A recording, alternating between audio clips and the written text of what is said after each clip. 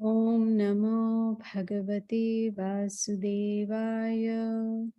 Om Namo Bhagavate Vasudevaya. Om Namo Bhagavate Vasudevaya. Hare Krishna to everyone. Thank you so much for joining. We are continuing with Bhagavad Gita as it is, chapter number 15, verse number 16. Dvav ima purushau loke ksharashchakshara eva cha ksharah sarvani bhutani kutastho akshara uchyate. Translation by Srila Prabhupada. There are two classes of beings, the fallible and the infallible. In the material world, every living entity is fallible. And in the spiritual world, every living entity is called infallible. Om Agyana Timirandasya Gyananjana Shalakaya Chakshur Unminitam Yena Tasmai Shri Gurave Namaha. So as we can see, this verse, it's giving us an idea, who is fallible, who is infallible. As we can see, Krishna is making it very clear that there are two classes of men, fallible, infallible. In the material world, fallible. In the spiritual world, infallible. So if we want to become infallible, what does that mean? That means someone who never makes mistakes, someone who never does anything wrong, someone who is unfailing, someone who is faultless, and someone who is flawless. That is what it means, infallible. Now, last Wednesday, we took one of the very, very important verses in Bhagavad Gita, chapter 15, verse 15, where Krishna talks about himself as a super soul. Sarvasya chaham hridi sanivishto. He says, I'm situated in everyone's heart. And the reason is because he is there to guide us, to be witness to all our activities. So he is giving knowledge to Arjuna for us so that we can understand that if we really want to be infallible, someone who doesn't make any mistakes, doesn't do anything wrong, is flawless, faultless, and unfailing, then one needs to go to the spiritual world. This is what he's trying to say. Now, today's verse that I read, like we read every Wednesday, the verses are in Sanskrit. You see, the whole Bhagavad Gita is in Sanskrit. And Srila Prabhupada, the Sanskrit scholar, he translated it in English so that it becomes easy for us to understand. In other words, we don't need to, study Sanskrit, become a scholar ourselves to understand Bhagavad Gita. No, Srila Prabhupada made it so easy for us. So here in today's verse, in fact, in the purport, Srila Prabhupada explains that Krishna, he came down 5,000 years ago as Srila Vyasadeva, and he compiled the Vedas. Now here, in this particular verse, Krishna is indirectly giving summary of the Vedas. He's talking about the fallible and the infallible. Now we are parts of Krishna, as we learned in the Bhagavad Gita, Mamai Vamsha Jiva Loke, Jiva Bhuta Sanatana. Amsha means parts of Krishna himself. So we are spiritual beings, but right now we are in the material world. And so we generally get attached materially to material things, material relationships, etc. And that is why we become fallible.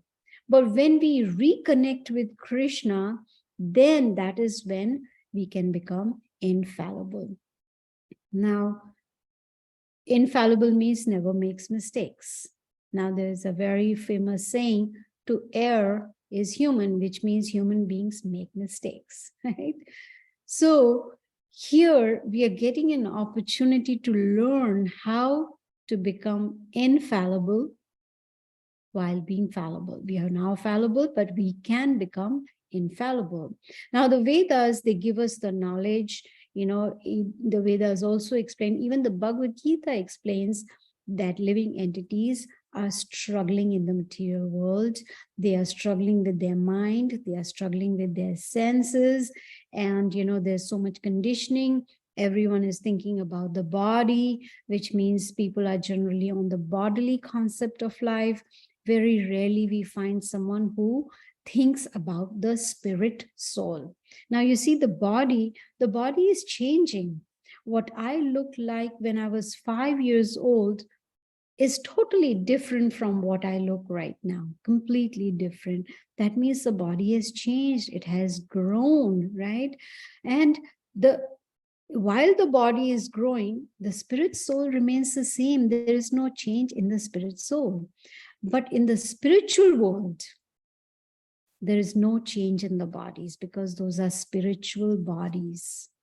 Those bodies don't go through 6 changes, which is birth, growth, will stay for some time, will reproduce, will dwindle like old age, and then vanish, which means death. That doesn't happen in the spiritual world. But Bhagavad Gita is teaching us how we can become infallible.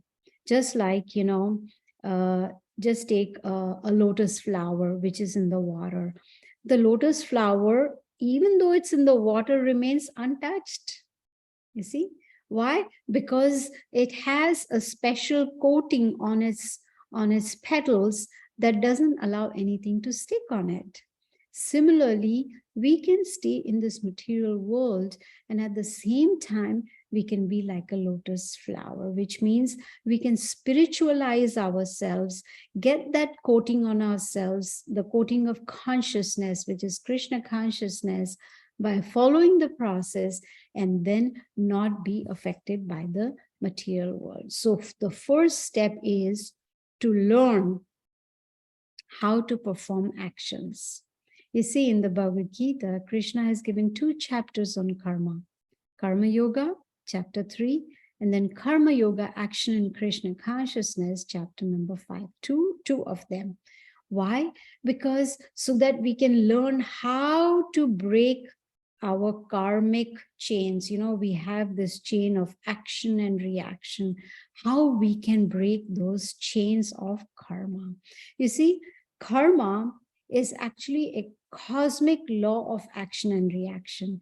And under its control, under the control of karma, we reap either good or bad reactions. So, and this is all based on our actions, based on whichever kind of actions we perform, we have to face equal reactions. So, karma, what does it mean? It means causes and effects of our thoughts and our actions. You see, the thoughts generally lead to actions.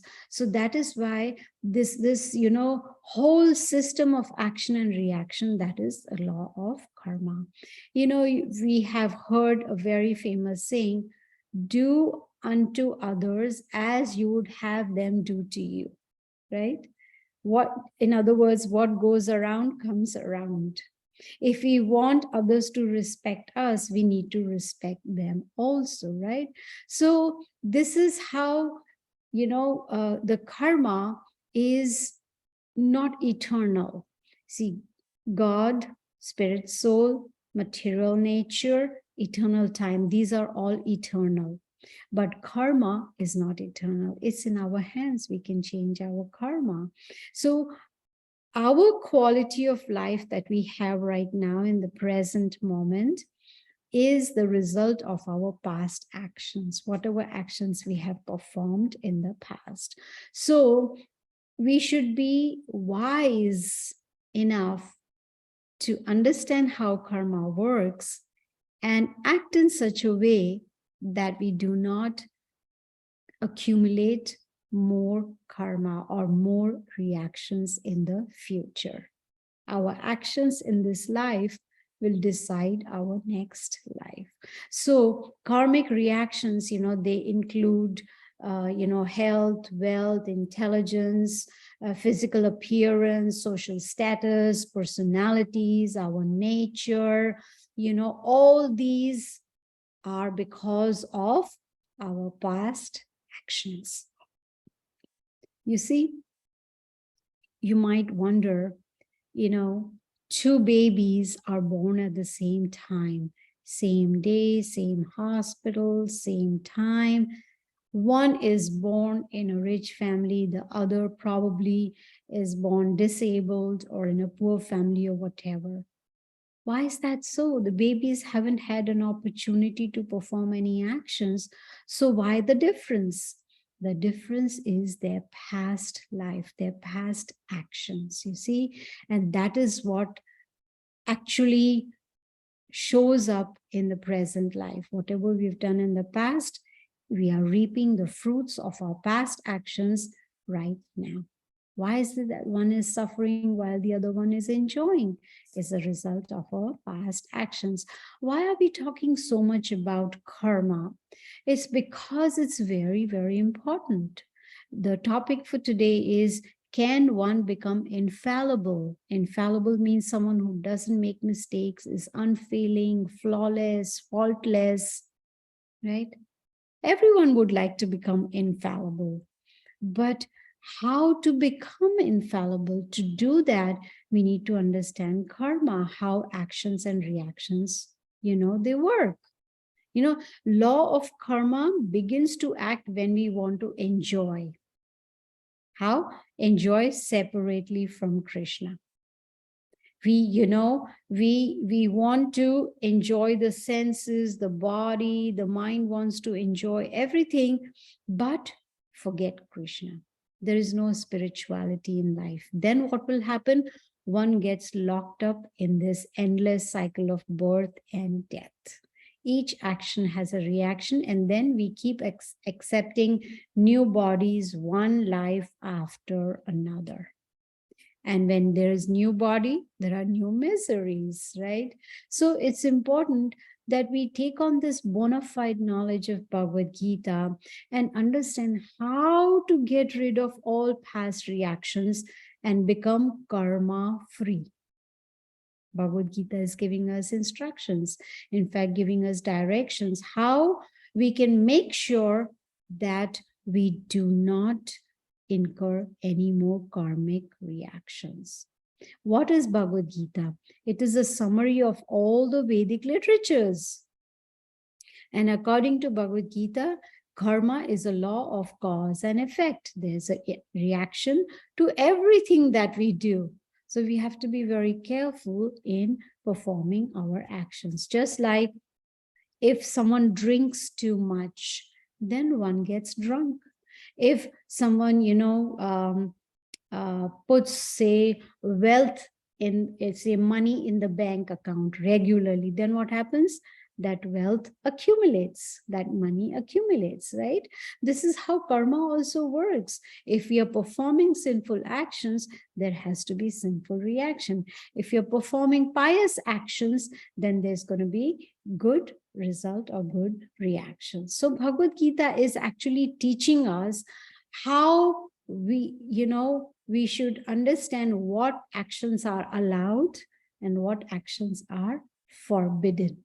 You see, actions that should be beneficial and they should free us from karmic reactions. You see, we fortunately have the capability or possibility to remove all our past sinful reactions. In the 18th chapter, verse 66, Krishna tells Arjuna,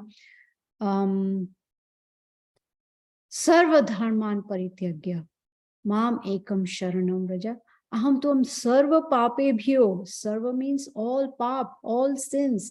He says, if just abandon all varieties of religion and surrender unto me. And he says, what will be the result?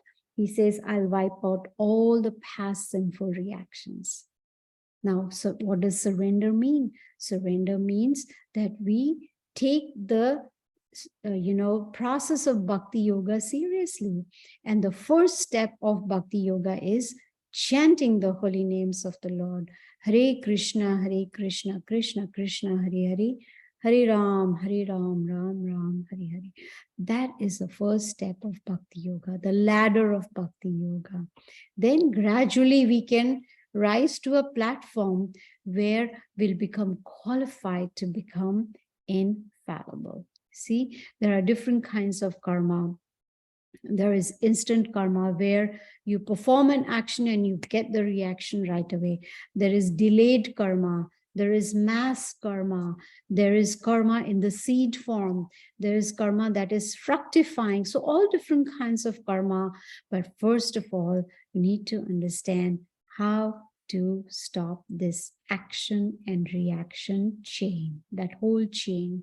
So for that, we need to understand I'm not this body, I'm the spirit soul. That's a foundational knowledge of the Bhagavad Gita. And you see, the soul, the real self, the real us does not live under karmic laws. Good or bad reactions, they are faced by the body only. The spirit soul has nothing to do with it. So if we, continue in this cycle of karma, action and reaction, this whole chain, then what will happen? We will be forced to be in that cycle of repeated birth and death. We don't want to get stuck in that karmic reactions. So Bhagavad Gita is showing us a way how we can free ourselves and lead a karma-free life. Now in chapter 3, Krishna explains to Arjuna, Yagnarthat karmano nyatra loko yam karma bandhanaha tad artham karma kauntaya mukta sanga samachara. You see, work done as a sacrifice for Vishnu has to be performed, otherwise the work causes bondage. So if our actions are not based on Krishna consciousness, is not based on instructions from the Bhagavad Gita, then there's going to be bondage. And when there's going to be bondage, there's going to be misery, there's going to be suffering, and there's going to be this chain of repeated birth and death. Now, in the very same chapter, verse number 27 in chapter number 3, Krishna says, Prakriti kriyamanani gune karmani sarvasha ahankar vimhudatma kartahamiti manyate. You see, the soul is bewildered by the influence of false ego. You see, ahankar, false ego. And then a person starts thinking, I am the doer, but all the activities are carried out by the modes of material nature. In fact, in chapter 2 of the Bhagavad Gita, verse number 47, there's a very popular verse, Karmani vadikaraste ma phaleshu kadachana. Krishna says, one is supposed to perform their prescribed duties, but one is not entitled to the fruits of the activities. You see? So we must perform our prescribed duties, but we should not hanker to enjoy the reactions of or the fruits of our activities. You see? And never consider oneself to be the cause of results of activities and not be attached to not doing the duty. This is what Krishna teaches in chapter number 2 of the Bhagavad Gita, you see. So when Krishna is giving these instructions in the Bhagavad Gita, these are all bona fide instructions, you see. So just like, I want to learn karate or music or singing or dancing, whatever it may be, I need to approach a bona fide teacher. Because until and unless I approach a bona fide teacher, I will not be able to learn. Just like when we get diseased, we approach a bona fide doctor, someone who is certified, right? And someone who has experience, because we want to get cured. So similarly, when it comes to spirituality, we also need to approach a bona fide spiritual teacher to understand even the Bhagavad Gita. Now, prescribed duty, many people don't know what is their prescribed duty. Because people are generally, they generally go by what they think is right, especially if you ask someone in India, especially, what do you think is a duty of a person? The mother will tell the daughter, your duty is to, go to school, get good education, go to college, get a degree, then get married, have some children, have some bank balance, and that is your duty. Good. That's good. But that's a duty concerning the body.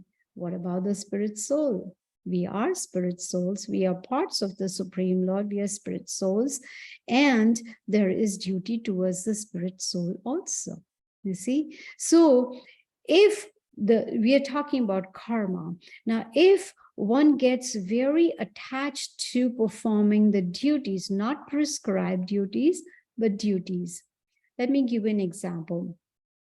Say I have a disease and I decide that according to me, in my opinion, if I go to the pharmacy and pick up some medicine, it's going to cure my disease. No, I'm not qualified. I'm not a doctor. So I cannot just give a prescription to myself and decide, okay, this is the medicine good for me. No, I have to approach a bona fide doctor, get the prescription, and follow the instructions given by the doctor on the prescription. Same applies to spirituality also. We cannot go with our opinion. In my opinion, God is so and so. In my opinion, this, that. No.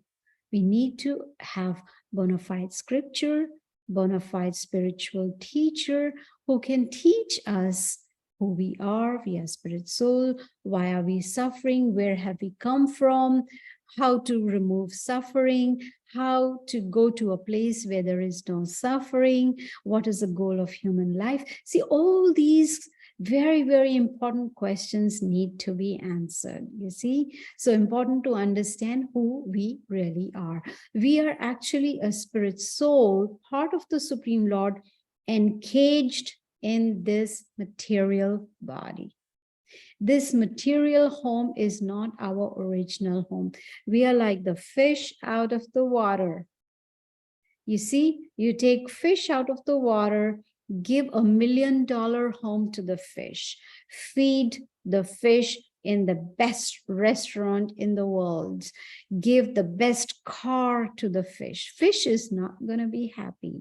Fish will be happy only when it goes back into its constitutional position, which is in the water. That is what is going to make the fish happy. That is our situation. We being spirit souls, we being spiritual beings, our original home is the spiritual world. We have come out of the spiritual world into this material world and trying to make ourselves happy. But we have tried and we are unable to make ourselves happy permanently. Yes, sometimes we are happy, but it is short-lived. It is there for maybe few hours, few days, few months, few years, but after that, that happiness is gone. So here in this chapter of the Bhagavad Gita, chapter number 15, Krishna is showing us a way that we can break the cycle of birth and death, break the cycle of repeated birth, break the cycle of action and reaction, and come to the spiritual world, which is the original home. So, in fact, when we started this class, we were talking about karma, how we can become infallible, which means we don't make any mistakes, we are faultless, we are flawless. How can we become infallible, right? That depends on our actions, all the karma, all the actions that we perform. In the 4th chapter of the Bhagavad Gita, Krishna tells Arjuna, the intricacies of karma are very hard to understand. You see, it is very difficult to understand, oh, I'm suffering. What are the actions I perform that has brought about this kind of suffering? No, it's very complicated.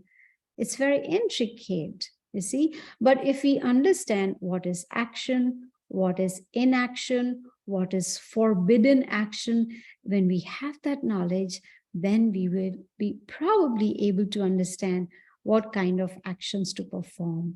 because karma is very complicated. We cannot understand our previous karma.